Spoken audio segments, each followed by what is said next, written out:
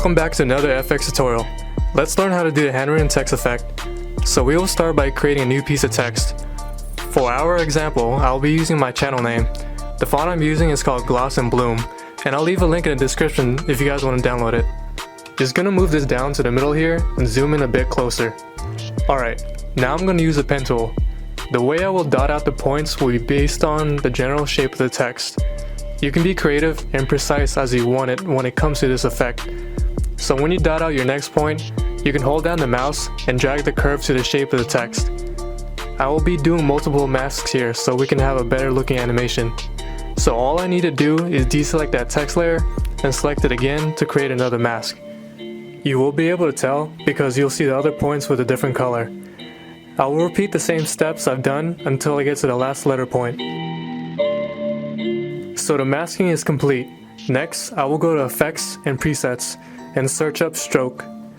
In the list below, you will see the stroke effect under Generate. Drag that effect onto the text itself.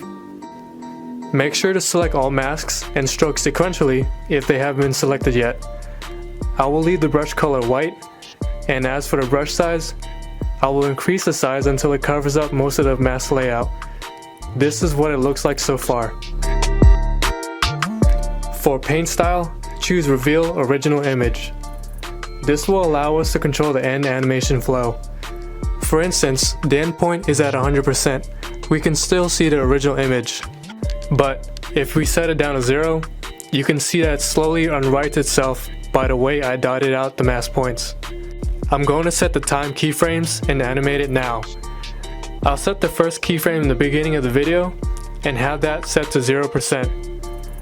I'll end the animation within a couple seconds later by having the end variable set to 100%. You can control these keyframes by expanding the text layer, going into Effects, and then Stroke. The closer the keyframes are, the faster the animation will be. Farther keyframes slows down the animation.